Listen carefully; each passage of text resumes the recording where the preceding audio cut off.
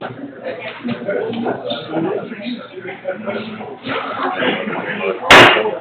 evening. Rise for the pledge, please. I pledge allegiance to the flag of the United States of America and to the republic for which it stands, one nation, under God, indivisible, with liberty and justice for all.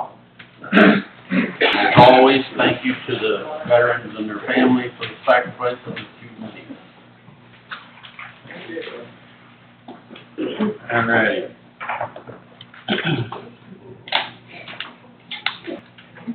So first up, we need a motion to go into public hearing, I believe. Motion to open the public hearing, yes, Mayor. I make a motion to open public hearing. Second, okay. All those in favor? Unanimous. Okay. First on the public hearing is a rezoning request, R-23-01. This is JCD Enterprises Incorporated.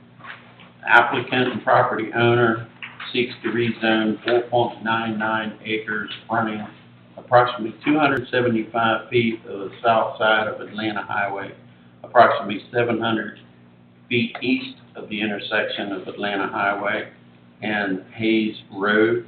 Map parcel is ST06A/108. The address is 2119 Atlanta Highway, from a manufactured housing district, MH, to a HB, which is Highway Business District, proposed use, office, and storage. We have Mr. Jerry Weiss here this evening, and he can explain a little bit more and make his recommendations. Thank you, Mayor and Council. I'm Jerry White, Consulting City Planner, and I'll be brief on this. Just to introduce and summarize the staff report that was put together for you. The staff recommendation is approval for the rezoning from mobile home manufactured housing to highway business. And the conditions recommended, which were, I sent these to the applicant via email, but I did not get a reply, so I'm not positive how they feel about that. We'll want to ask them in the meeting. But the conditions recommended had to do with some of the uses on site. This property is right, as you know, is at the very edge of the city limits, and it gets rural very quickly into agricultural zoning. This is across from where the pallet storage is. And so some of the uses that were inappropriate are listed here under condition 1. We recommend that you restrict and not allow those uses. Those are not uses that are being requested by the applicant, but unless you restrict them, somebody could come in later and utilize any use within the HB zoning district. The second one has to do with disturbance near the back half of the property. If you look at the aerial or you're familiar with the property, there's quite a bit of water, lake, and pond that's right adjacent to this property, and development on the back half is likely to, if it's not done very carefully in accordance with rules, may silt up those ponds. And so I recommended that if they develop the back half of the property, that they be required to show a site plan, bring that back for your approval with Mayor and City Council after review by the zoning administrator. And then the third one was to not have any access onto Hayes Lake Road. That's a residential low-volume street, and it doesn't need to have commercial use on it, so the recommendation was not to utilize that. If you have any questions for me, I'll be glad to answer them. Otherwise, I'm done and turn it back over to you for public hearing. Does the council have any further questions for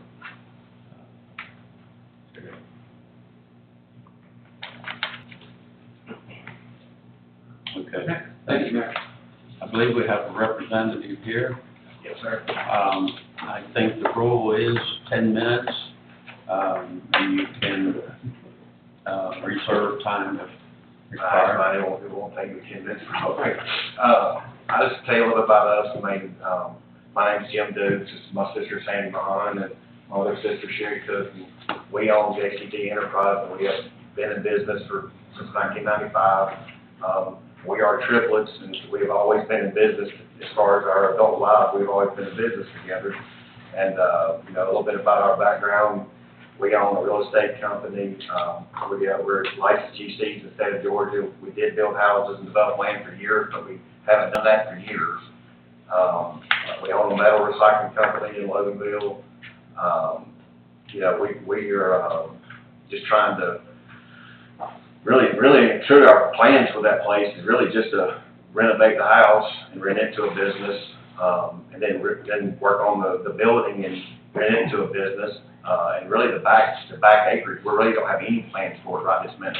I mean, we're really just trying to get the front two things rented, and then we're just gonna kind of just wait and see where it takes us on the back part, so we really, you know, see where, you know, what the town needs or whatever, but we don't have any plans in the near future for that.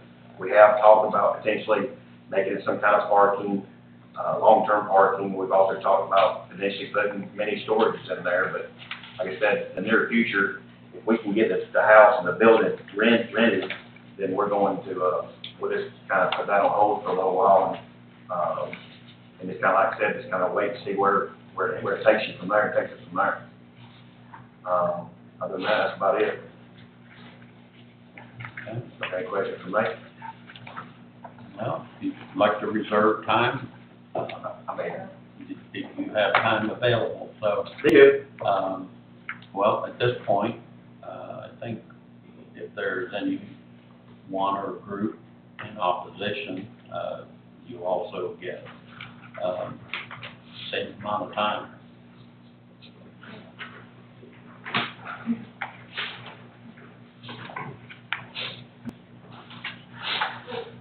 I'm Terry Ferguson. I own the property right beside it, which is 2111 Atlanta Highway, southeast. My sister and I owns that property.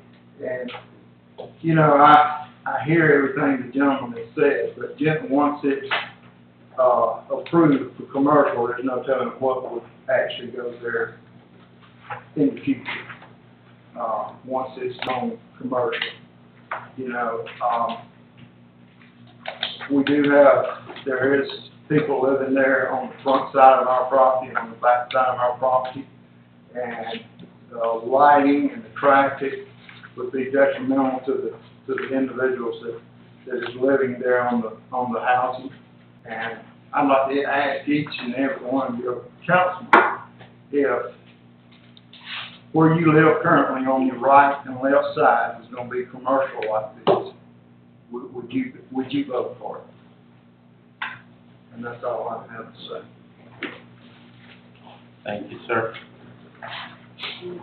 We have, Tasha?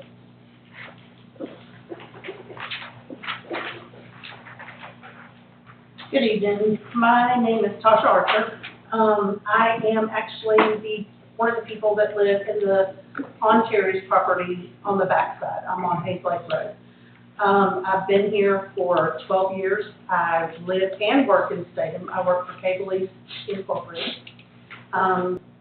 So I have young grandchildren that are there that actually we play on, they play on the property.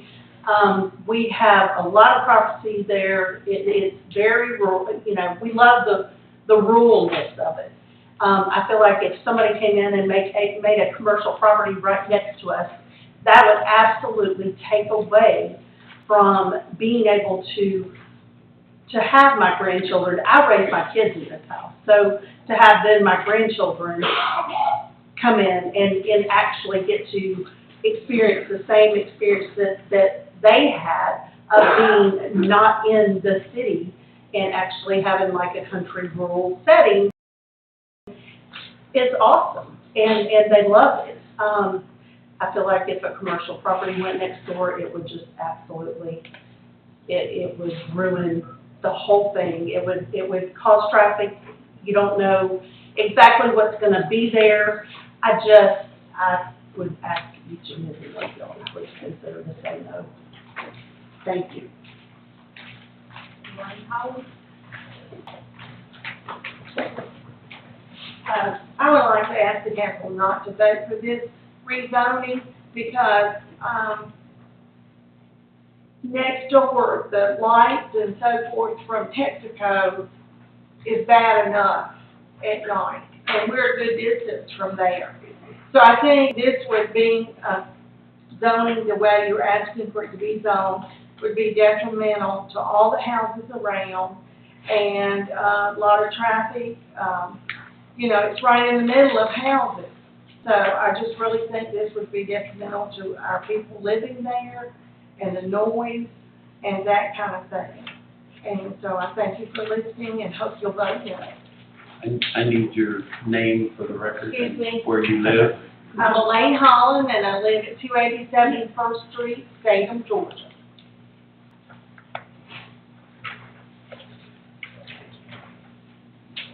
Margaret Campbell.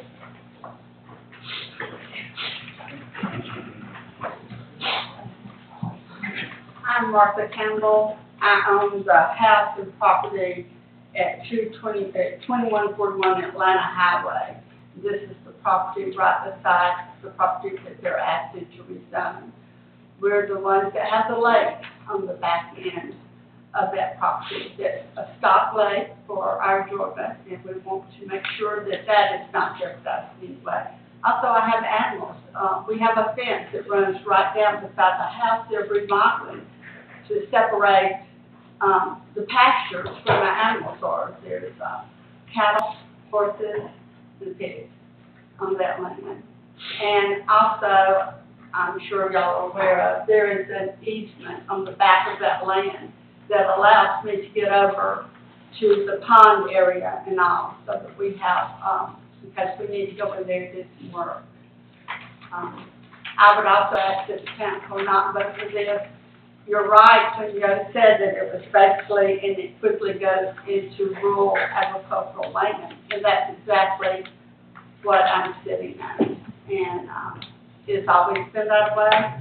I was raised right beside this land, and it will definitely change the makeup of it. So what you have right now is you have two residential homes right in the middle of those two homes. They're trying to rezone for businesses. The other thing that concerns me is this lot is 4.99 acres. And on the intent that they wrote up, they're writing up for 3 businesses and a parking lot. And that's a lot going on 4.99 acres.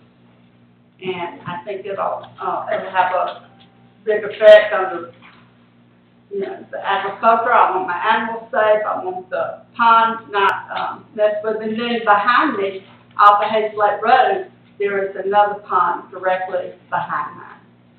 So, but our pond and the dam sits right on the corner of their property. So, thank you.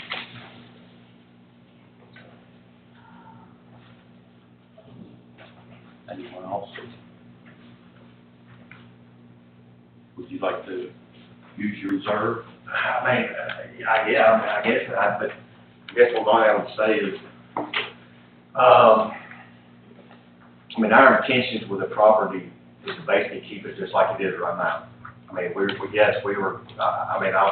I'll be straight up with you. I mean, I'm currently in talks with a florist to move in the house. I'm currently in talks with a heating and air company to move in the building. I mean, so that's two buildings. I do not think we will add any light to the building to anything that's there right now, any more than what's there right now. I mean, got cameras on everything right now that, you know, the lights are on all night long, every night.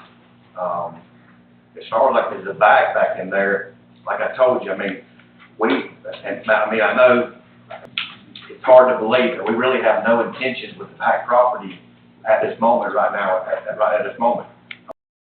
I mean, the only thing that we really would do in this near future is what I've been thinking, is either use it for parking, which we could use it for parking right now with the current zoning, or I thought about just fixing the fence and cutting off the front part of it and potentially renting it to somebody for cattle or something like that, just to keep it maintained during, you know, like I said, because we really have no intentions to do anything to the back of the property for the near future. Other than that, that's pretty much all I got to say. Thank you.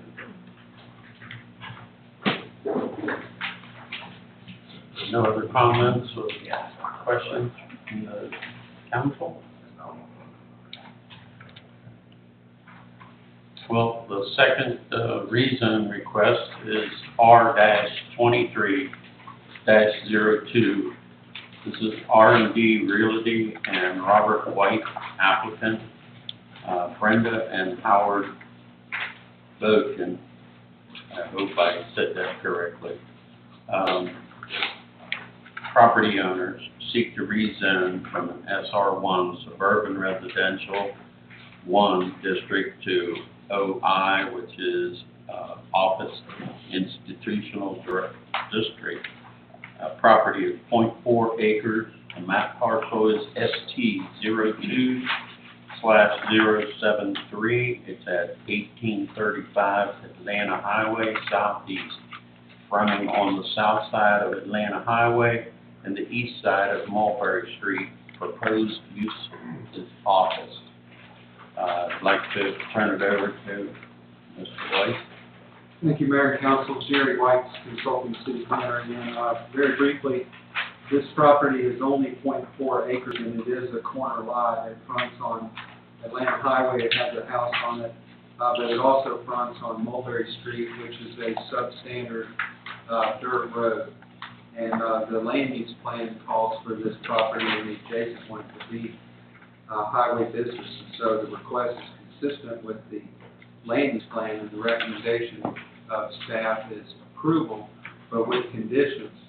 The conditions, again, like the other one, there were 3 here. One would prohibit a number of uses. The applicant primarily wants to use it as an office, and it could go in an office district just as easily, but they've asked for other uses, in which case, in my view, there's highway business uses that you don't want on that site. And so that's the reason for condition number 1. Number 2, if you remember some other zoning activity in that area, I had recommended only 2 stories of development if it gets developed in a 40-foot height limitation.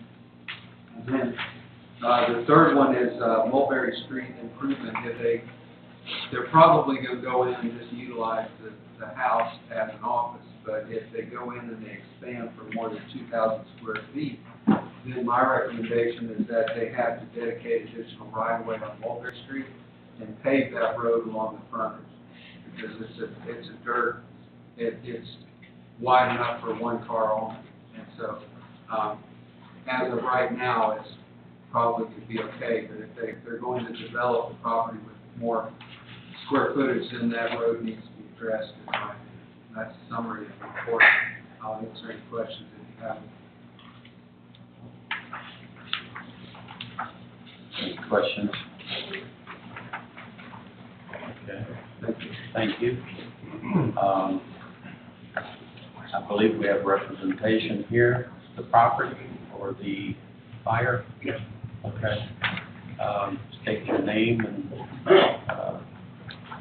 everything for the record. My name is Robert White, the broker at R&D Realty in Commerce, and we represent both the sellers of the property and the buyer.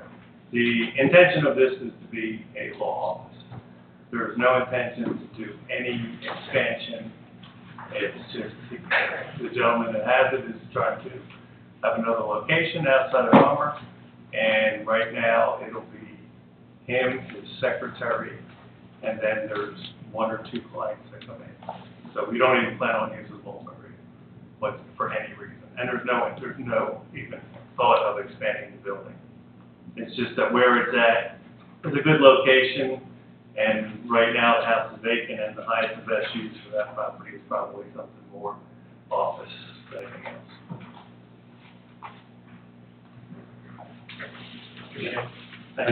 Any questions for the gentleman? Okay. I guess I had a question about parking. There doesn't seem to be a whole lot of parking there. Will they be expanding? There's enough for 4 cars. Okay. Yeah, and you'll never have more than. Plus, there's also the driveway goes around. Okay. So there's plenty of parking on that one. No other questions? All right, likewise, on the last property, is there anyone who'd like to speak for or in opposition of the proposed?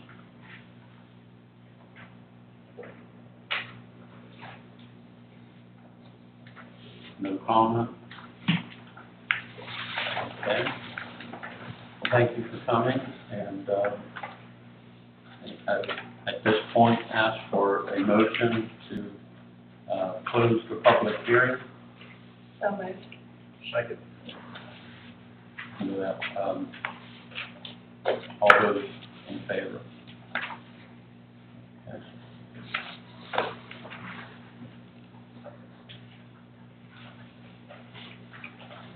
In our packet, we have the minutes for the May 16 regular meeting minutes provided to the council, May 18th. We have May 24th budget workshop minutes provided on May 26th, and the May 24 special call meeting provided to the council on May 26th as well. Are there any questions or corrections on this?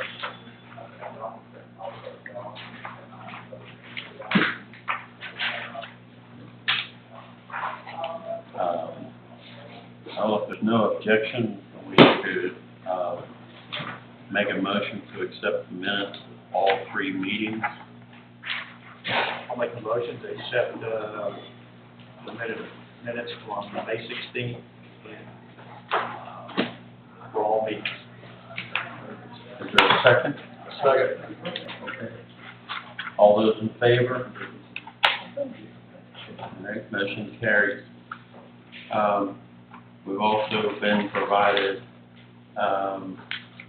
a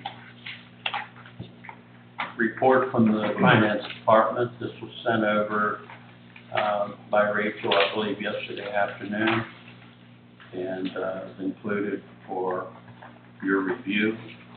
That would be all revenue and expenditure to date.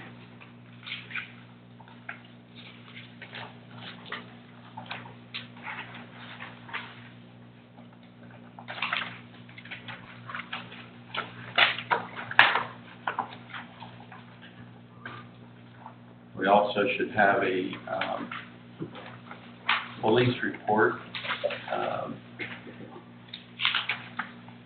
Police report says they had 38 incidents, 11 accidents, 28 arrests, traffic stops 112, reports 55 of them, business checks 93, and neighborhood checks 155.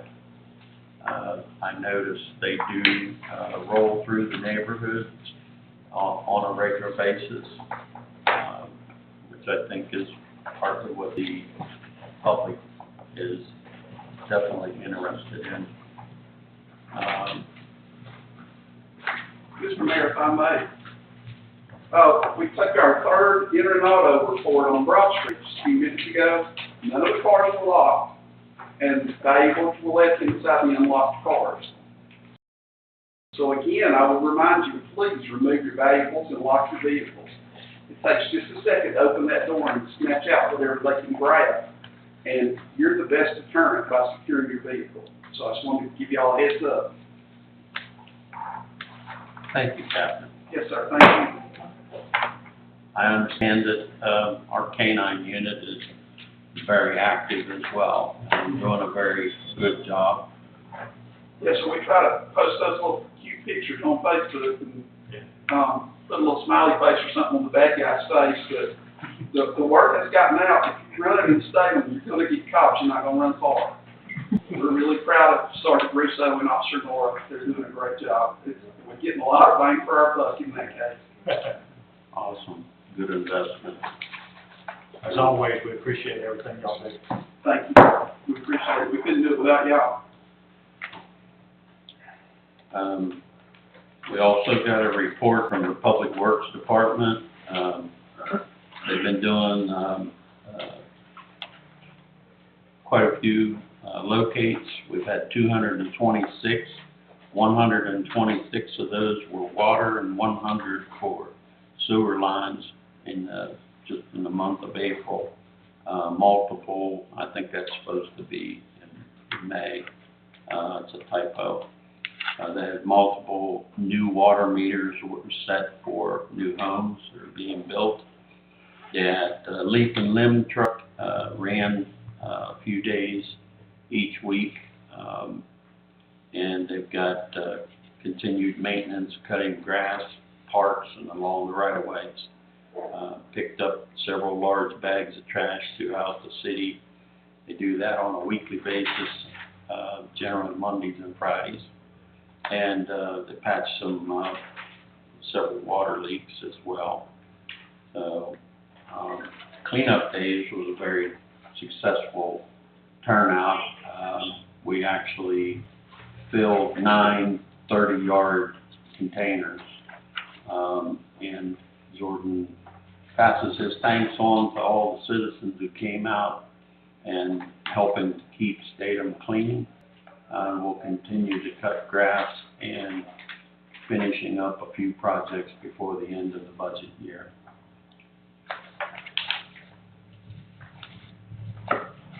So those are the reports that have been furnished to the council.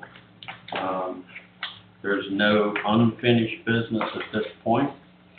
And I understand there's an amendment that needs to be done on the agenda. Mayor, I'd like to make a motion to amend the agenda to discuss paving the roads. I'll second. All right, all those in favor? So moved. I got a proposal late this afternoon. This would repair Hayes Lake Road, would cut it down about 9 inches, put a better base on it, and build it back up and repave it. The road from Hayes Lake would have access through the parking lot of a Mexican restaurant or the billiards and come out on Atlanta Highway while that project would be done. And traffic coming into Texaco would come in on the high side of the gas station and be able to exit safely. And that proposal was 22. It was 21,293. 293.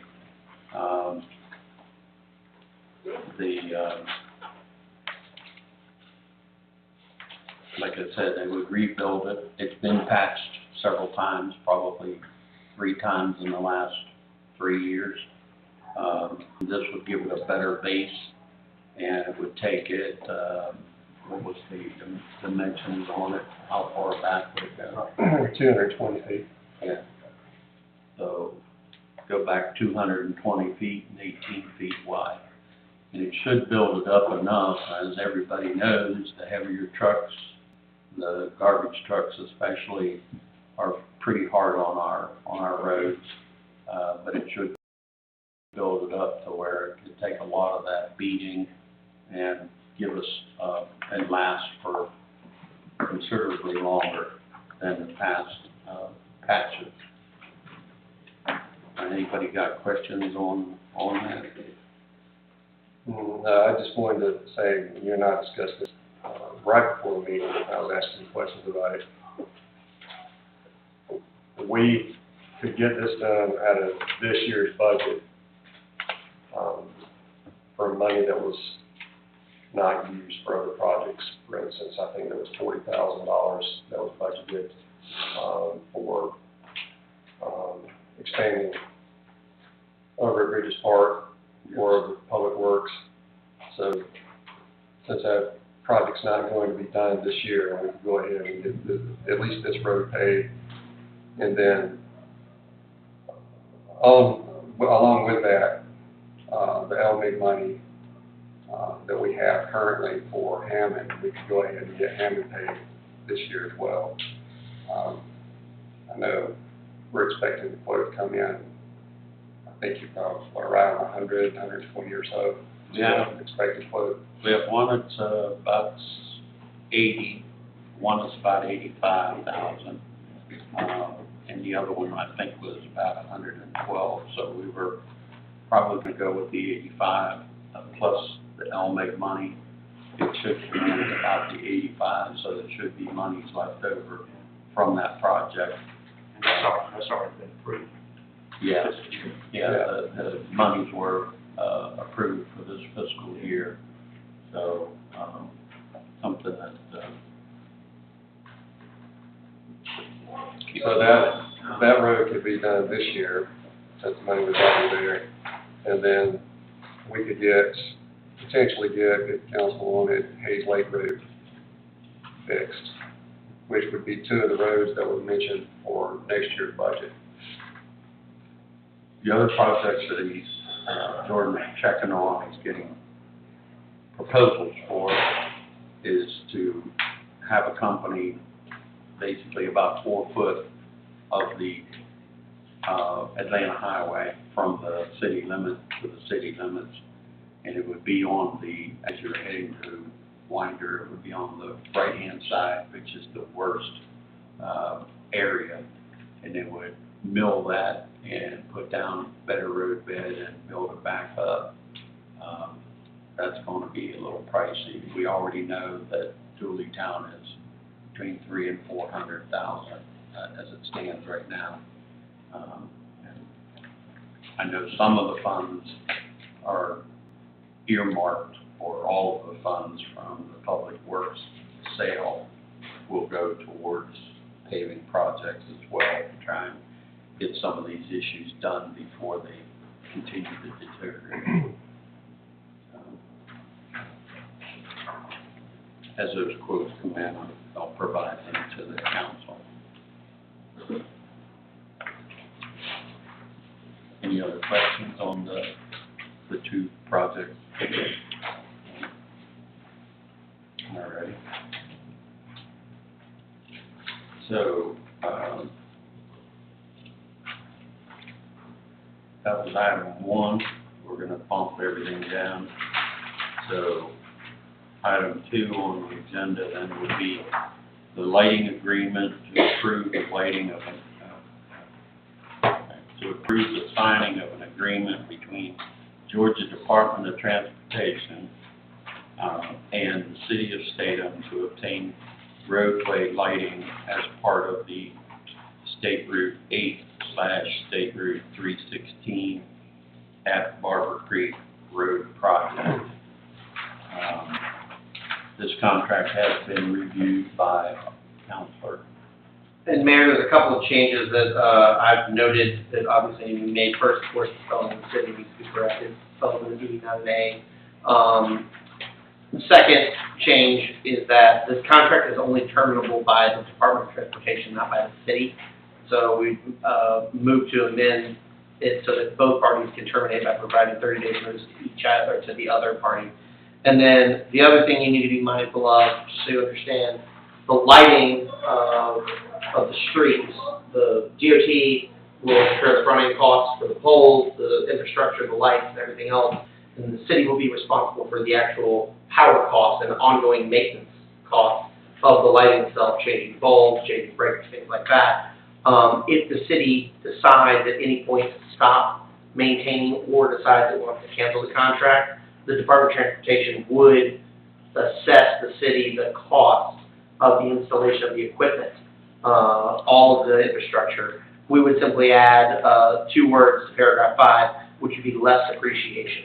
So as the infrastructure and as the equipment ages out, we're not penalized for it. It's not like we're buying new equipment 49 years into it if we decide we don't want to continue maintaining it. But so those would be the 2 amendments that we would put in and that I would recommend we approve before we send it back to the Department of Transportation.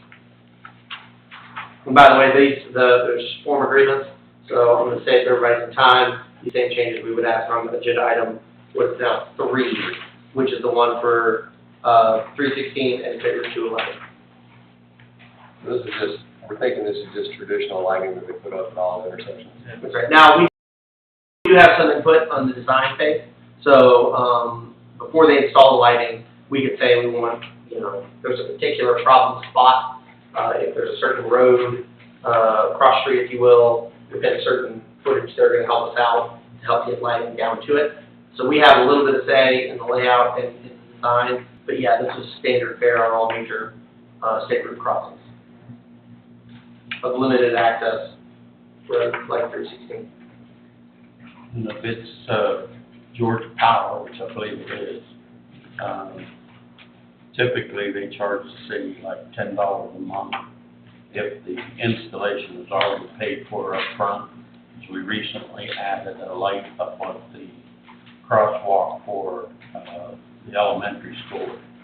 And, we worked with the school, district on that. They paid the upfront cost, got the light installed, the pole installed, and the city is paying $10 a month for that light. It'll probably be a little bit more just simply because of the scope and size, but that'll give you an idea of kind of the price per light or price per pole. So you're saying if the city backs out, they would take over, but still charge the city for?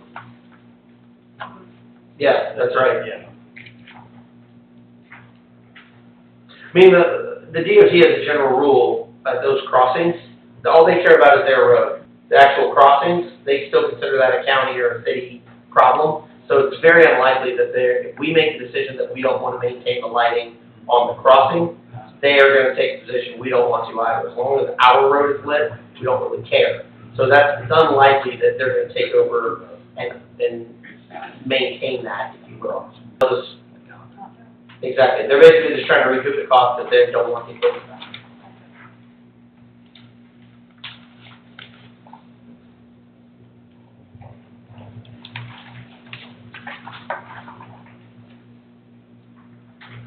So we've covered the lighting for Barber Creek project and the lighting for the Bethlehem Road project as well. Number 4 on the agenda is a low-income housing water assistance program, known as LIHWAP. This would approve the signing of an agreement between Georgia Department of Human Services, Division of Family and Children Services, DHS, DFCS, and the City of Statham, home water supplier, for the provision of federal funds to be to cover and or reduce arrearages. Say late payment.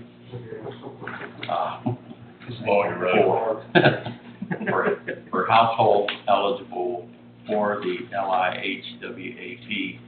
This is something that the city has been getting more and more requests about from some of the residents in Statham. Is there any assistance? Now, as I understand it, they can apply, but all the cities in Barrow County basically just need to say that, yes, we're on board with this, and then when a citizen applies for assistance, they would pay the city for the water usage. They also have it for, I think I overheard you saying they help with electric. So this would just basically put the city in a, yes, we are open to helping our citizens in any way we can. So if there are any questions on this, for me or for Aisha, she may know more than I do. And Mayor, I've also reviewed the terms of the agreement. If I'm happy to answer any questions that y'all may have. Y'all need me to explain a little more in depth, I'm happy to do that as well. Any kind of amount or percentage that they get help? No, it's all based on need, and it's the responsibility of the property owner to file the necessary paperwork with the Department of Family Services, Department of Health and Human Affairs. So they qualify, they handle the administration of it. Really, all we are doing is we're agreeing to accept the payments. And if for some reason they fail to qualify or the qualification lapses, we still reserve all rights and remedies terminate service for lack of payment, those kinds of things. This really is nothing more than just a subsidy, a government subsidy that we're agreeing to accept and apply to the given account.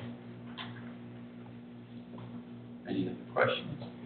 So we'll just be a conduit, like a referral to them. That's right. Okay. I believe they apply directly, right? That's right. With the government. Yeah, there's a website. Yeah. Put in there. And we could assist with getting that word out if, should we move in this direction, so that, we can make sure that people who need the help receive it. So, that concludes everything on the list. Counselor, I have a question, since I think the executive session is going to be rather lengthy. We have so one more item. Oh, I'm sorry, I've got my numbers off here, I apologize. Last on the list is a resolution, R-23-02. This resolution for the mayor and the city council of the city of Statham abandoning any interest in an unopened 20-foot alleyway located between property commonly known as 277, it says Broad Street, but I believe that is 2nd Street. No, my copy says 2nd Street. Oh, okay. On the resolution, it's 2nd Street. Okay. All right. So 277 2nd Street, Statham, Georgia. Would you care to? Sure, take Mayor. over? Sure. So this property, and forgive me if I'm butchering names, there are two properties at issue that you need to understand. The first is 285 2nd Street, and the second is 277 2nd Street. 285 2nd Street is owned by Marlena Bahati, who purchased the property, and the 277 is owned by Ms. Betty Lyle. The property line, there was some confusion related to the location, the appropriate location of the property line.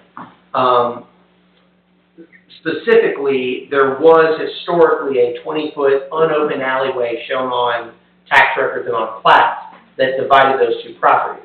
However, Mrs. Lyle's carport garage was located on the other side of the alleyway, so it would technically be an encroachment on Mr. Hattie's property. However, the two property owners have negotiated and resolved that through a boundary line agreement and a quitclaim deed, whereby Ms. Lyle now owns the property, and the new line is on the, I guess it would be the south side of her garage carport, so now that garage is entirely on Ms. Lyle's property. The effect of that now is that there is a 20-foot unopened alleyway that is literally cutting down the middle of Ms. Lyle's now contiguous property. And so the purpose of this resolution is to formally abandon that unopened 20-foot alleyway and quitclaim that to Mrs. Lyle, so that that property will be now unbisected or undivided by this encumbrance that we really have no interest in or have never utilized or opened or maintained. Ms. Lyle signed up, and the purpose of hers is to address, quote, whatever Jody got wrong. So, Ms. Lyle, if I got anything wrong, by all means. You did good. Thank you, Ms. Lyle. Would you like to speak, since it's your property? Okay. The only thing that I would have to say is, I would like for the council to come out and look at what they were going to be voting on at the next meeting. It'll only take you just 5 minutes. Because I have it good and clean, I've been cleaning it for 6 years, so. And I do have to address one error. If you've actually thumbed through the packet, there's 2 quitclaim deeds that are attached to the resolution. The second quitclaim deed is a old one we did with the Tarlos, the one up on Broad Street. So you can disregard that second quitclaim deed. It was just included in the Word document. I forgot to delete it. So the only relevant documents are the resolution and the first quitclaim deed from the city of Statham to Ms. Benjamin Lyle.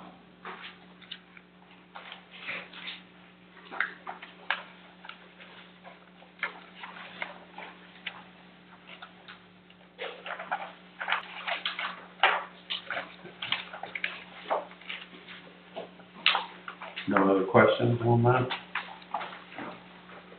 Okay.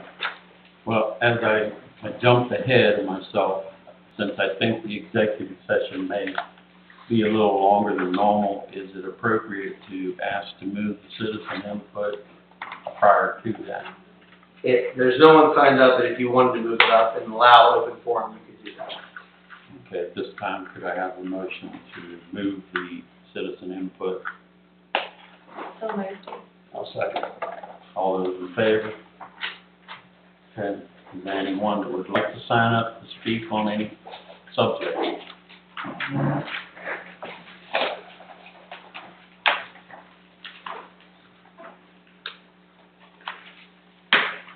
My name is Cheryl Venable, 2021 Broad Street. I just would like to address the issue of moving money this late in the game for projects. It does two things. Number one, the communication that should be amongst our council to decide on these projects. It concerns me that we're in June, this is our last month of this budget, and we're gonna go ahead and spend a minimum of $21,000 moving it out of a project. I'm glad the roads are getting done, don't get me wrong, but it does concern to validate, knowing your budget, what monies are left, how can you move them, what projects would you like done? This should be a forum that the council discuss with, whether it be with Public Works, the mayor, and to allocate funds to get proposals in a timely manner, to advertise these projects, to make sure you are getting minimum, maybe of 3 quotes would be nice. I just heard some numbers on Dooleytown. We're allocating money that we were gonna budget next year, we're gonna use it this year. So that means 160,000 that you're possibly gonna budget next year to allocate towards Dooleytown. We don't really know how much it's gonna cost because we haven't done an information proposal yet. But that is just my concern, is running to the finish line and making new projects and moving money. It concerns me because my council needs to be aware of this before it's done, I feel. Thank you. Anyone else? I'd like to Christine Bowrider, 1959 Broad Street. I wasn't at the meeting, last month, but I did review part of the mayor's, talk online. And I just wanted to make a comment about the water. He had commented that the council voted it down and they wanted water. My last understanding of the water at the public meeting was Councilman Kraus had asked, the last time the water was coming up, where it was going to be drilled, and it was on private land. And she asked, how much was that going to cost the city? And there was no answer. The mayor did not know, it was not discussed. And that's why it was voted down. It wasn't because the council is not concerned about the water issue. It was because there was no cost. I mean, you could drill on somebody's land and they could say, we want $3 million now for the right. So in my opinion, they were correct to vote that down.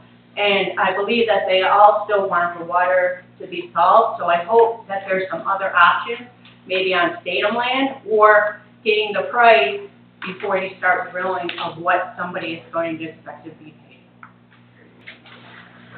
Thank you. Anyone else? In reference to the Dooleytown, that was something that is not being moved to this year. That was something that was being discussed as possible future. Yeah, that's why I referred the money going forward. But we're not moving those funds to this year. No. Okay.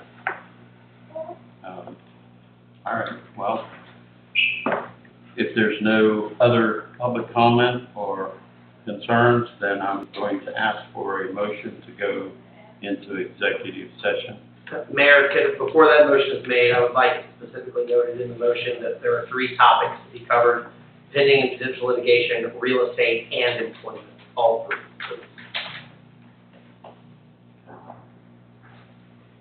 Mayor, I make a motion to go into executive session, pending litigation or potential litigation.